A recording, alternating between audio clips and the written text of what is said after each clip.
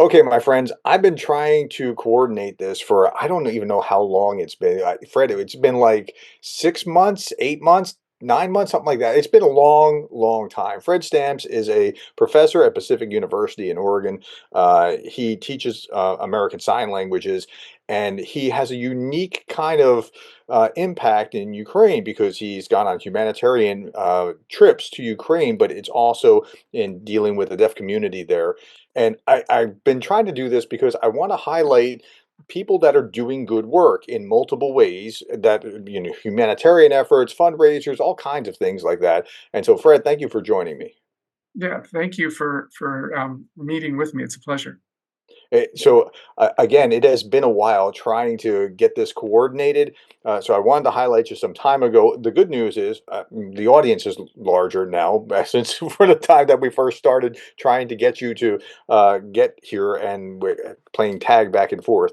Okay, so tell the audience what exactly you have done in Ukraine, why you do it, and then we'll just kind of have a conversation moving through from here.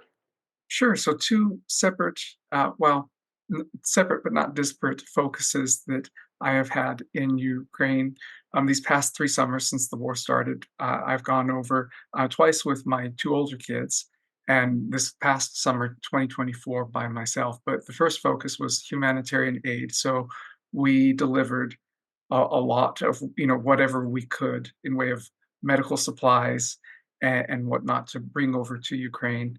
And the other focus was researching how the war is impacting the deaf community in Ukraine and also influencing Ukrainian Sign Language.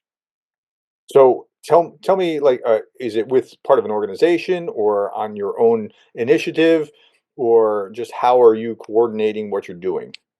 Yeah, that's an excellent question because especially when the war first started in 2022, excuse me if you hear my cat's bells, they're Don't worry simply about that. You'll hear my kids in the background, so no sweat. We learned at COVID, like, hey, we don't have to look professional. I mean, people were walking around in their underwear and such. So Yeah, yep, that's true, that's yeah. true, yeah, this whole Zoom revolution came about because of the pandemic, but anyway, back in the summer of 2022, I took my 2 older kids out who were teenagers, at least they're still teenagers, but with me, and we went over, and the same as thousands of other volunteers, no organization, we just got plane tickets and just showed up in Poland, and we just met other volunteers from all over the world, many from the United States, many from Britain, but also from as places as diverse as Australia, Japan, and all over Europe as well.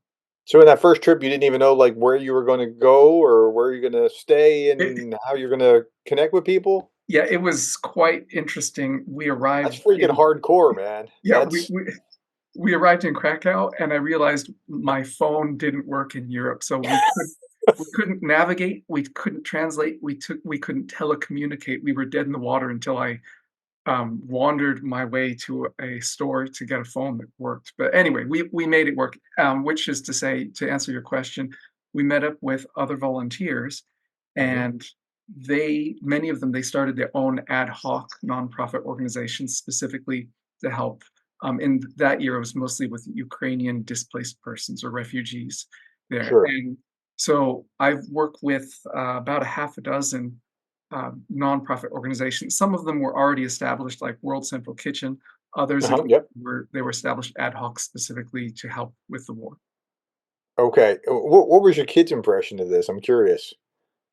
Well, I guess they would have been 16 and 15 at the time. So for them, it was a bit of an adventure, but I emphasized to them, I told them, I'm not taking you on a vacation. We're going on a Mhm. service trip. This is not about us. It's about helping Mhm. other people. So hopefully they learned from the experience the Yeah, value that's of awesome. That's the kind self-respect. of thing that'll stick with you and redirect your life into service. I mean, Yeah, I hope so. those kind of effects. Okay, so this was this you said summer of 2022. Yeah, and I've gone each summer since the start of the full-scale invasion. Okay, and how long were you there the first time? The first trip was 6 weeks there. Okay, well that's a long time. That ate up your summer. Yeah, it was expensive, but Yeah, I can believe it we was. school teachers, we college professors, we have unless you're teaching summer classes, which I think you actually do. But Yeah, I have summers off right now, yeah. so I had time, and I thought, why spend it on myself when I can go help other people who are in need? And my thinking at the time was, how can we not help these people? Yeah, and so here's the thing that I've found here that's been remarkable. We all do what we can with what we have, right? And so, I mean, I know how to analyze and critically think. So let's look at the news and critically think through it, right? Somebody else knows how to do some mechanical something. Somebody else knows how to do social media or PR or whatever it is. So you just jump in wherever you have some ability. Now that leads me to the next thing.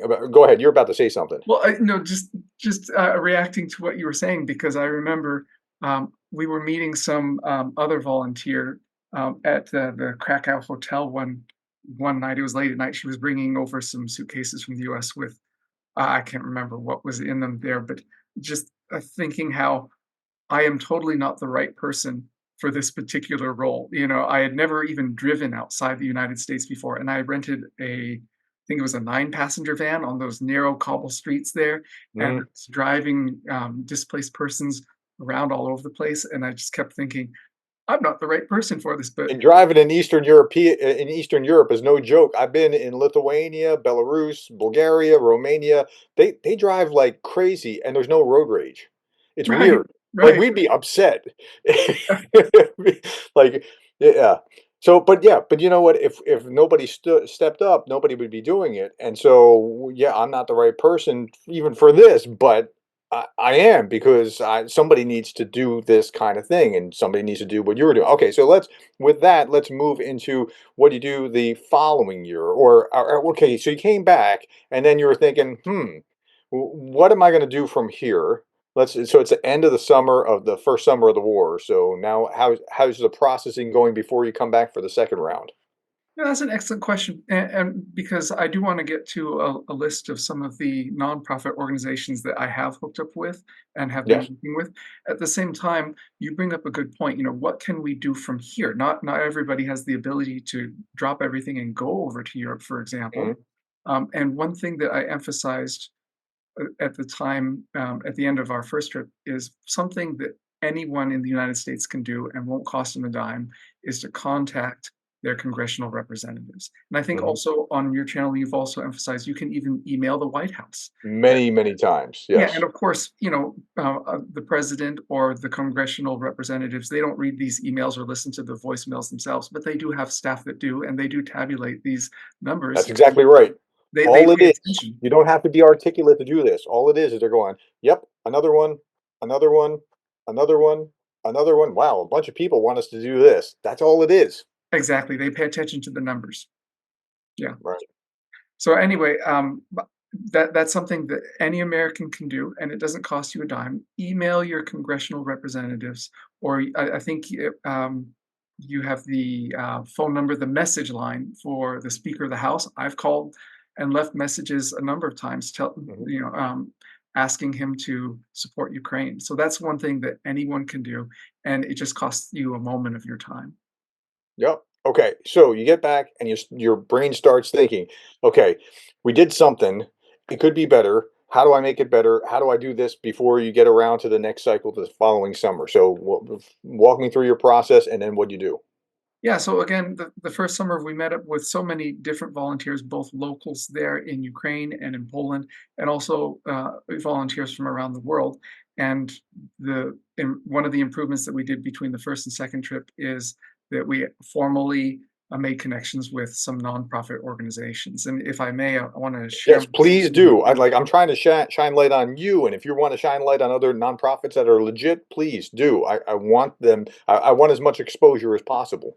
Sure. And this is my school website here. Let me go over to um, this is the first nonprofit organization that I want to emphasize or highlight here. And this is called One Box. The address is one-box.org.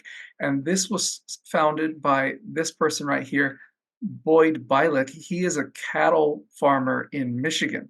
And I first met him, this would have been the summer of 2023 on our second trip there when he went over. We had about a dozen of us volunteers, mostly from the United States, but we went over, and I don't want to say the names of the places that we went to there, That's but fine. No worries. he has gone over, I want to say about 20 times now.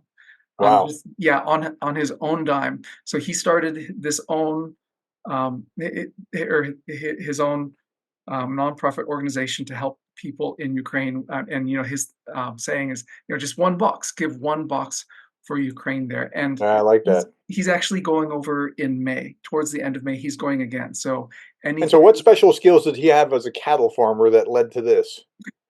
he had more of a willing heart, Yeah, and so see, this is the big story, and I thought this was going to be about, hey, look at this unique thing that he's dealing with these deaf students or these deaf people in Ukraine, and this is going to be a unique whatever. But really, the big story is anybody can do something, yeah. and yeah, okay. I'm sorry to interrupt. Keep going. No, no, you're totally right.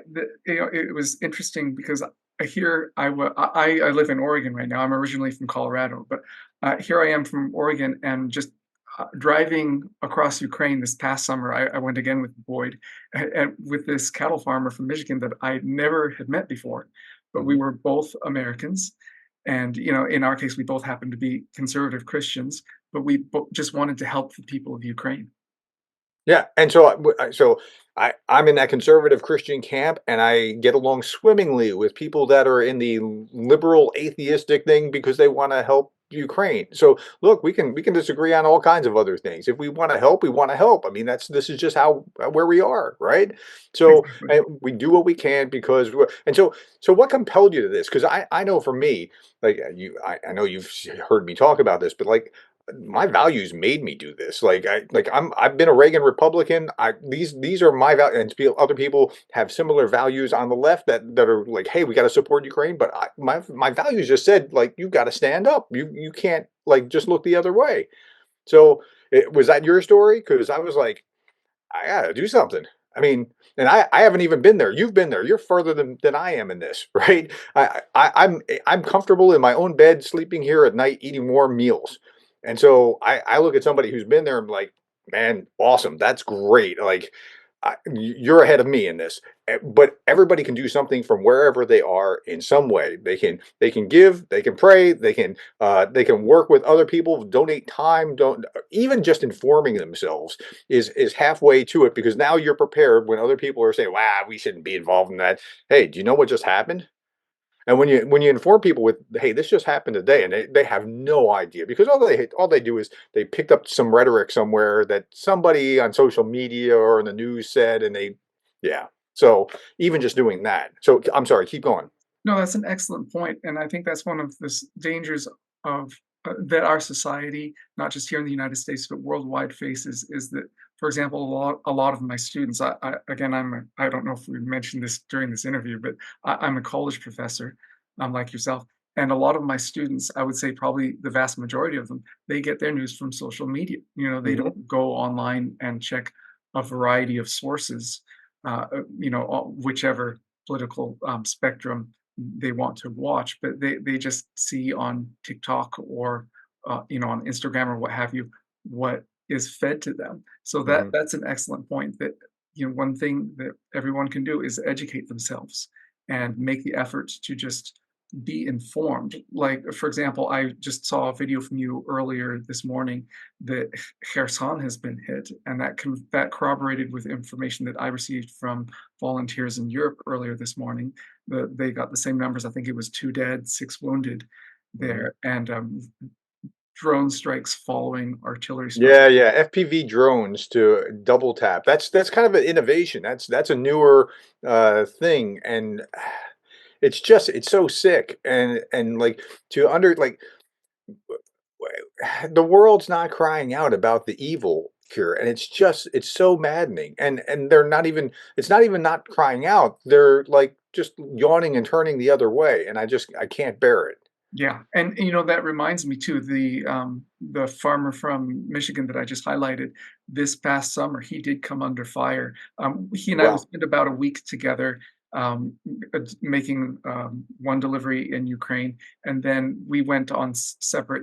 I wanted to focus more on my research into the deaf community, and he went closer to the front lines there. And I think the reason why that came to mind is I think it might have been a double tap because first the house Well, where he was staying, I think got shelled, shelling landed nearby, and then the drones came in. So mm, I wonder if that was this phenomenon earlier on before we were even thinking about that double tap using FPV drones.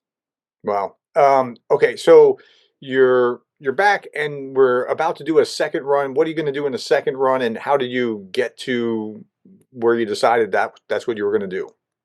Yeah, so after the first trip, actually during the first trip, many of the displaced persons that I was working with, they asked me, "Are you going to come back?" And I realized, I have the means to come back, and Hmm. I really should when I have time, when I'm able to, I could. So the second trip was much more organized, much more focused, and much more efficient as far as the use of our money. We don't have infinite resources, and one thing I mentioned to you earlier is that I don't feel comfortable using donated funds for my own travel expenses. And I know a lot of volunteers that they do the same thing. And nothing against the volunteers that do use donations for travel expenses because I know they wouldn't be able to do as much as they do without doing that. But as far as myself, I don't feel comfortable using other people's money for like my flights or if I'm staying in a hotel.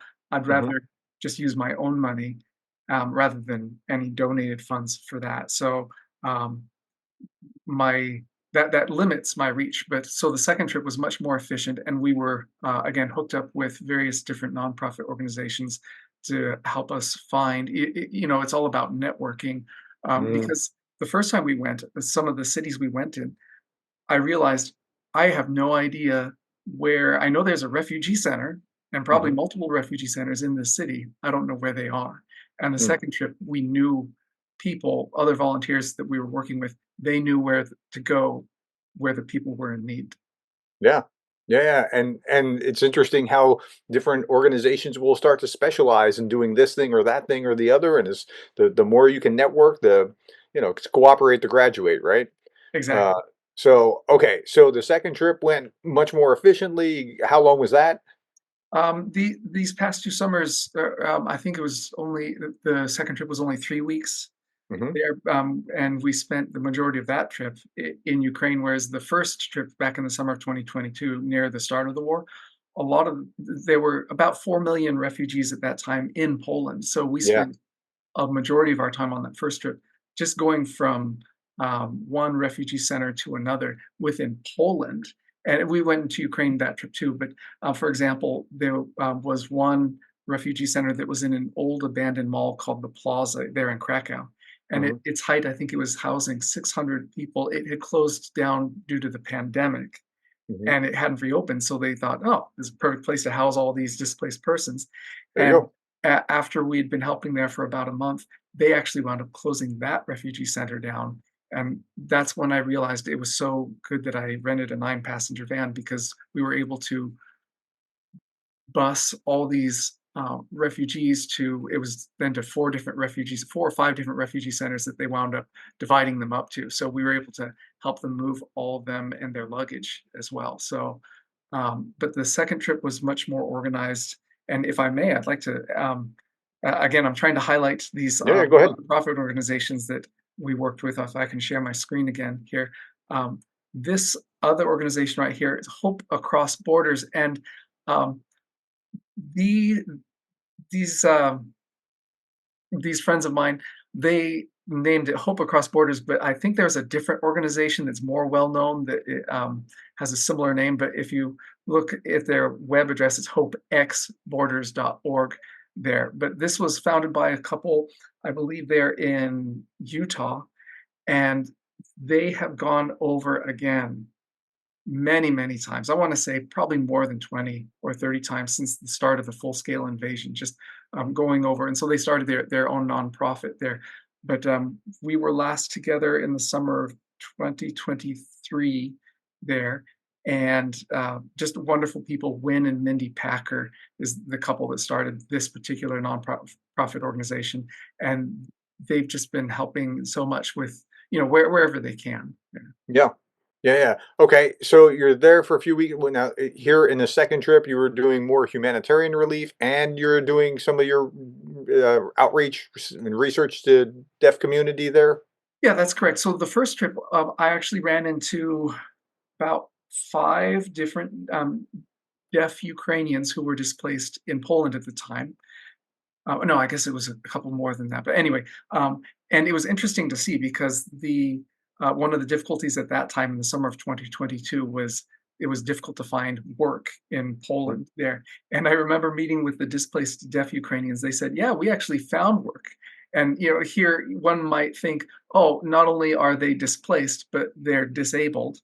A lot of deaf don't see themselves as disabled. Well, Just I was going to say, it sounds like you have an extra hard run there just because of that. But so, how they found work, or what was? Yeah, that's the thing. So many of the displaced Ukrainians that I worked with who were hearing, that's in the deaf community. That's how we describe people who don't have hearing loss. But they were struggling to find work. And here, my deaf Ukrainian friends, they said, "Yeah, we found work doing construction." So they There you made it go. work. But anyway, so the second trip in the summer of 2023 was more focused on the impact of the war on the deaf community in Ukraine and its influence on Ukrainian Sign Language. And also this past summer in 2024, a lot of my work during that trip was again focused on researching that the war's impact on the deaf community, and its influence on Ukrainian Sign Language.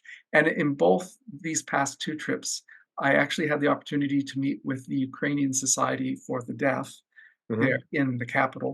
Um, in 2023, I met with the vice president, and then this past summer, I met with the president of the organization and just had a great conversation. Also, I met with somewhere between 20 and 40 deaf people in another Ukrainian city there, and had the chance to meet with them and to talk with them about how the war was impacting them. Some of them were displaced as well. And also these past two summers, I had the opportunity with Boyd from Michigan and other volunteers to visit a school for the deaf. Many of the schools in eastern Ukraine, like Kharkiv and I want to say Zaporizhia and other places, those deaf schools have been closed down due Sure. to safety concerns. But in other cities, more to the west, there schools for the deaf are still open, and we had the opportunity. I want to say it was about 20 or 25 computers we delivered to a school for the deaf Nice. in more of the western part of the country. So some outreach like that, it was great. So, I've thought about this a lot. I think one of the silver linings, and it's not something that you would want to do. It's almost like during COVID, um, trying to get faculty to come to a workshop about technological training, like Zoom and that kind of thing, was like pulling teeth. Once COVID hit, like we grew like 5 years in a month, right? One of the silver linings here is that because of the displacement during the war, the cross-pollination of ideas that Ukrainians are going to bring back to Ukraine when this is all over, it's going to be rich. It's going to be robust. I mean, even what you've just described, that you were making these connections, and you have connections here that I'm sure you're plugging them in and connecting them to, and like trying to, you know, these are things that the Ukrainian Society for the Deaf wouldn't have been able to make those connections before, but now you are now, and it's not just there; it's with all kinds of organizations, all kinds of fields, and so that somewhat warms my heart that in spite of all the devastation, there's actually some positive coming out of that. So I want to get to the third trip before we run out of time, and that is that. So it's more efficient in the second trip. Third trip, how are you thinking about what you're going to do the following year, and what actually comes of it? It sounds like it was a similar kind of thing, but I would imagine it tightened up even more in the third round. Oh, yes, we were able to, again, more efficiently use our funds to work with other volunteers. The third trip was mostly with volunteers from Europe, but again, some Americans as well, and just a lot of focus on the deaf community. And if I may say, one of the biggest findings of my research was how not just it was impacting and displacing deaf Ukrainians and impoverishing them, but also the influence on the language. You are probably familiar with one of the propaganda lies from the Kremlin that one of the justifications for the invasion is that they were protecting Russian-speaking Ukrainians, right? And both in the deaf community and the general population there in Ukraine, what I saw on the ground was a visceral reaction against Russia, the Russian language. Hmm. Now, that is to say, a lot of the displaced Ukrainians are native Russian speakers. 40% of Sure. the Ukrainian population are native Russian language speakers. And every Ukrainian that I met with, they spoke both Ukrainian and Russian. But all the Ukrainians I spoke with who didn't just speak Russian, who also spoke Ukrainian, they refused to speak Russian. And there is a general rejection of the Russian language there. And similarly, in Ukrainian Sign Language, now there are over 270 different sign languages in the world. And one of my colleagues, yeah, he asked me the other day, how different are they? And I said, well, about as different as spoken languages are. So, Mm, Ukrainian Sign Language and American Sign Languages, American Sign Language, they are both daughter languages of French Sign Language. So they're okay. somewhat similar, but it's sort of like saying, well, Spanish and English are somewhat similar, Yeah, yeah, yeah.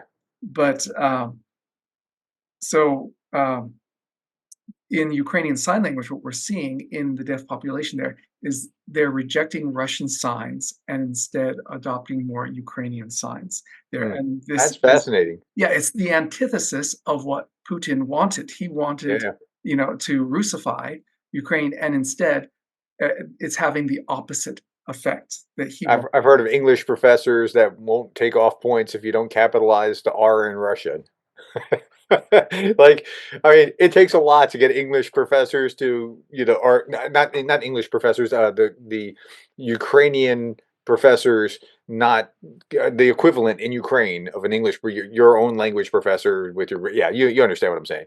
So, I mean, it takes a lot for that kind of person that, like, they call, in America, we call English professors grammar Nazis. Like, they're so hardcore about that. Like, so that's a big step for them to, yeah. So, okay. So, yeah, that's really interesting. So what now you're moving toward the last trip, and what are you going to do with this, and like flesh that out a little bit. So again, when I went on this most recent trip in the summer of 2024, I wasn't thinking, oh, this is going to be my last trip for a while. But basically, just doing whatever I can, meeting with as many volunteers and as many nonprofits as I can to, it's very ad hoc even now there. Mhm. One of my Polish volunteer friends, he's gone over about 70 times. He lives in Wow. Krakow. Yeah, and since the start of the war, he's gone over, made 70 trips back and forth there. And so it'll be like the second time in a week. Hey, I know we just got back, but we still have time. We still have money. Let's find a van. Let's load it with whatever we can find, whether it's produce or other food there or medical supplies. And I know this place over here in this city, or this place over here. I know this refugee center. Let's go. And a lot of what my friend Lucas from Poland is doing is with computers. They're delivering computers. They refurbish them. They're used laptops or desktops and they refurbish them in Germany, and they Mhm. convert them over to Ukrainian operating systems in the Ukrainian language, and they bring them over there. But it's just whatever we can get over I there. bet they make good use of them too. Oh yeah. And I've been very impressed with the ingenuity, what the Ukrainians have done with anything tech. Um, Tell us what else you want to impress on viewers as we're wrapping up. Like, what is it that you want them to take away from what you've done, what you've seen other people do, what they can do, that sort of thing. Well, again, I really want to emphasize before we run out of time here, the nonprofit organizations that I've been working with. But if I Hmm. may say, if your viewers were to make one donation, I would say donate it to a fundraiser. For example, you've been highlighting recently Jake Bro, Hmm. a fundraiser that helps in way of the weapons end. I'm more in the end of humanitarian aid there. If As am I. I'm just like that as well. I mean, like I try to target things that are going to provide humanitarian kind of aid, and that's just the way that I march. Some other people want to put. I think the phrase is warheads on foreheads. And okay, I mean, if that's where you are, just I, I want to save lives of the Ukrainians that are being killed and unnecessarily. So that's how I roll. Well, and the reason why I say if you make just one donation, donate to Jake Bro or a similar fundraiser, because really the killing will stop once Ukraine wins the war. They're not going to give up. They will fight with their bare hands if they have to. Yeah, And that's something that I don't think Americans understand is that this isn't about territory, it's about their survival and their freedom as a nation there. So if you were to make two donations, I would say donate to one of these humanitarian organizations. And if I just may just really quickly go through the rest of absolutely. them here. So this right here, Reach Humanity. I think was founded by a couple out of Arizona there. They do great work. I worked with them a lot during our first two trips there. This one right here, Razom Sestra, Razom Brat, that's Ukrainian for our sister, our brother, I think. Oh, together sister, together brother there. And the volunteers I work with through this, they're from Oregon and Ukraine here. And then this one right here, this is one that's based in Ukraine there as well, and they bring assistance very close to the front lines there. And here is a Ukrainian-based um, organization. It's one of the largest women's organizations in Ukraine, the Ukrainians Women's Guard there, and they do a lot of great work. They're a highly reputable organization there. And if you might say, well, Professor Stamps, I don't know any of these organizations. I don't know if I can trust them. One organization that you can definitely trust there that is well known is World Central Kitchen there, Yeah. and they've been there since the start of the war there.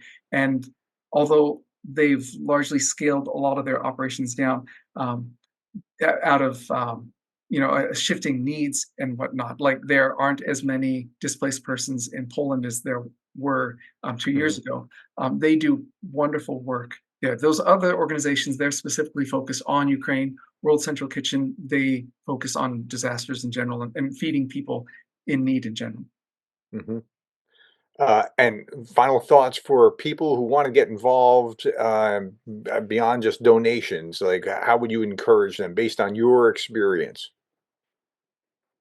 You know, again, I go back to the thought, how can we not help these people? Mm, They they were invaded. They did not choose this war.